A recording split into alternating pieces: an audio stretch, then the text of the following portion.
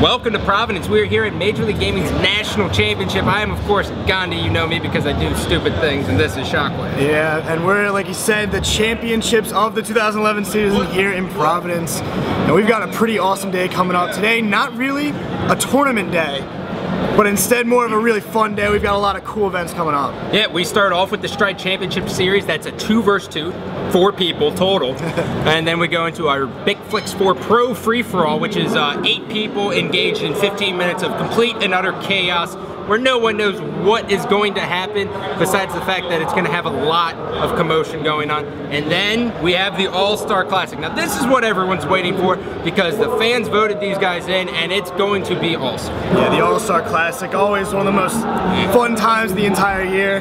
We've been in a few All-Star Classics ourselves, and usually they're just a great time. I mean, these players, they don't really get to team with each other during the year. I mean, obviously sometimes with the team switching throughout the year, but for like the people on the forums, this is dream team time. I mean, these are the guys they voted in, they want to see team, and a lot of these players, I mean, they're out there having a great time, and I don't know, these games are going to be really exciting. And this is where cockiness does emerge. We've done it so many times in the past, and we always see it.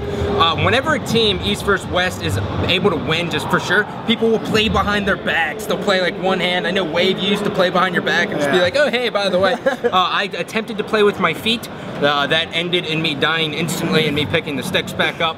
But really, it's a good time, and this is, you know, this is the dream teams that we're talking about. The first match, I believe it's Roy and Lunchbox with Roy Lunchbox, Snipe Down, and Formal. What the hell is that? That is terrifying in every way, shape, and form. But then on the other side, it's Ogre 2, Pistola, Enable, and APG. Like, I mean, these are like superstar teams, you know? I mean, it's the All-Star Classic. That's what you want.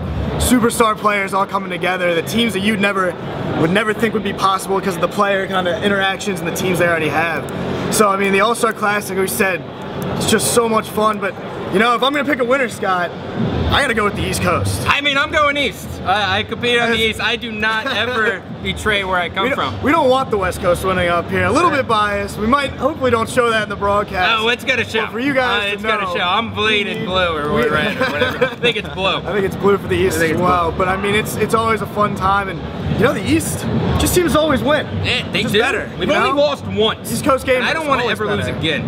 But you know, it's funny because the main conversation you have before these teams form is because normally it's all the high caliber players who always grab the sniper. So it isn't who's going in what direction. It's really a rock, paper, scissors to see who's going to pick up the sniper off the beginning.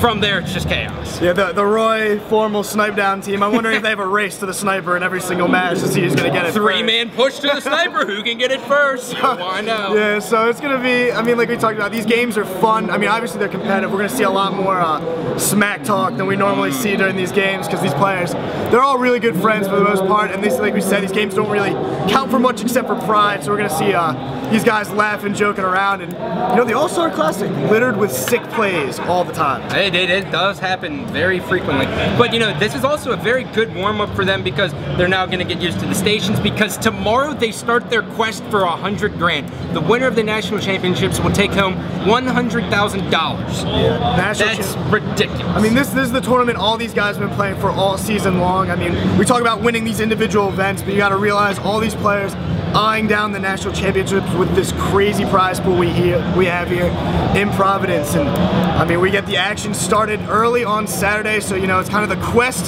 for the 100K. We're gonna find out who the real champion is of Halo Reach by the end of this weekend.